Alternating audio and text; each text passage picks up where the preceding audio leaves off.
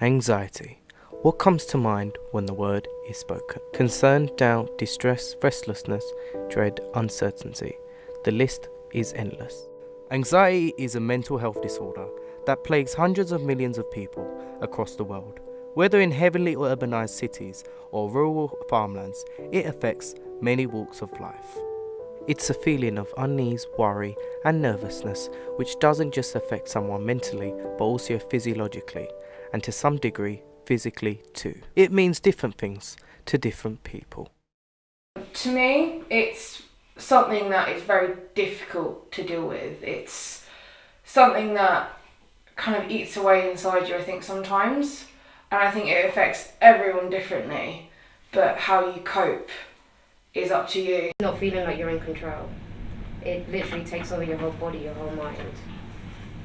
It's when so many thoughts are rushing through your head and you feel like you can't do anything about it. People that tend to worry about things, like if they think people are against them when maybe they're not. If they've got it really bad, they can kind of construe what people say and just kind of, just worry about kind of the world around them. Affect someone for a long term, not just short term thing where like people think, anxiety just when you have a panic attack or something, but that's not the case at all. You're just panicking about everything, and even if it's something little, that will set you off, and you don't have any control.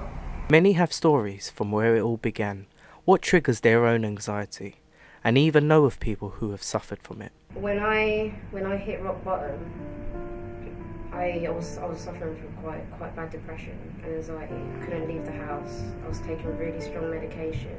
I couldn't sleep. And after like a month of that, I feel like I couldn't live like that. It's made me feel so low and so self-conscious about myself and not wanting to leave a house, not even wanting to get out of your bed.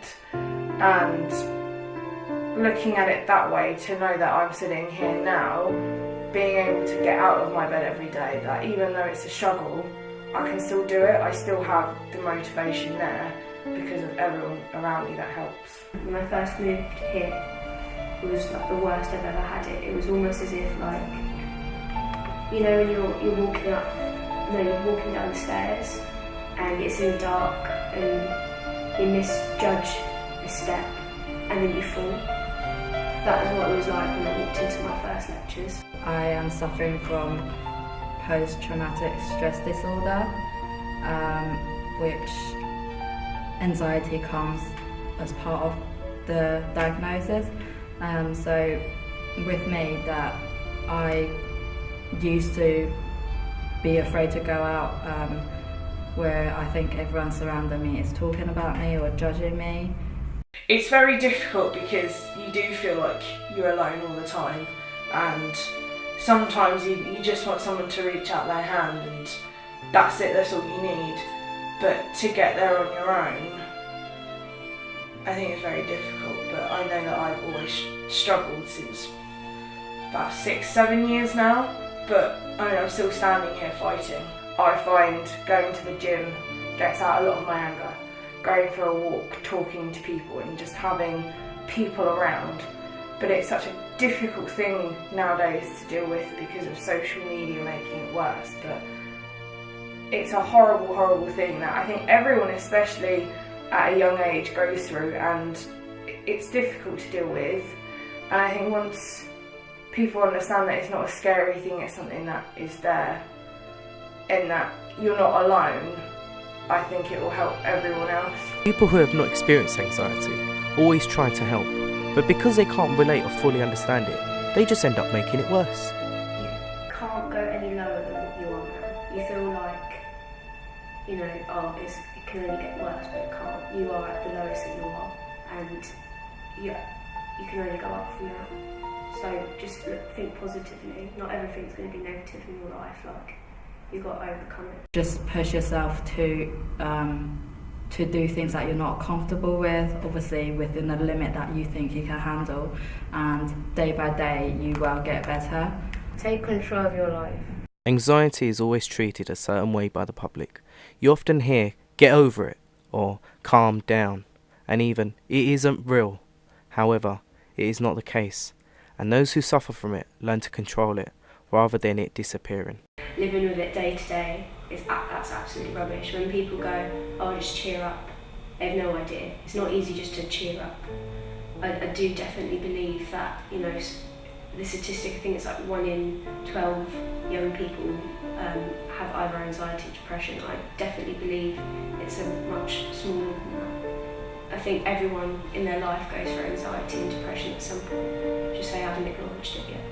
It is a state of mind, but there's also a condition. When you can't control it, that's when it becomes severe. That's when it becomes something that you really need to be taking medication for it, or you really need to be going counselling and stuff for it. Anxiety is not just a phase of life, and cannot simply be switched off. Even though friends like to think they help, there are those out there that are qualified to treat, or even to diagnose it. People that are anxious generally avoid things. And avoidance seems the right thing to do because it stops them being anxious. But actually it's that avoidance that perpetuates the anxiety cycle going or continuing. So encouraging people to avoid the things that make them anxious may seem like a sound piece of advice, but actually it's a terrible piece of advice, frankly, because it keeps the whole cycle going. So I think that's one thing. I think, you know, and again, it's understandable why people do this, but telling people not to worry, you know, it'll be fine, don't worry, it's okay. Well, you know, people that excessively worry and overthink about the future, things in life, etc., they know that their thoughts and their worries aren't rational. They know that they're not logical. If it was just as simple as just saying, oh yeah, those thoughts that make me anxious are not rational or logical, I'll stop thinking them, they plainly would have done that a long time ago. So although that seems like nice advice, it's not particularly helpful really. It is within us to make guesses of people, but it is impossible to measure all the people you meet. This is because you don't know them on a personal level. Just like physical illness, anxiety and mental health disorders have their own brand of marks and wounds. However, these are scars that lie beneath the skin and are invisible to the eye. Remember, just because you can't see an illness doesn't mean it's not there.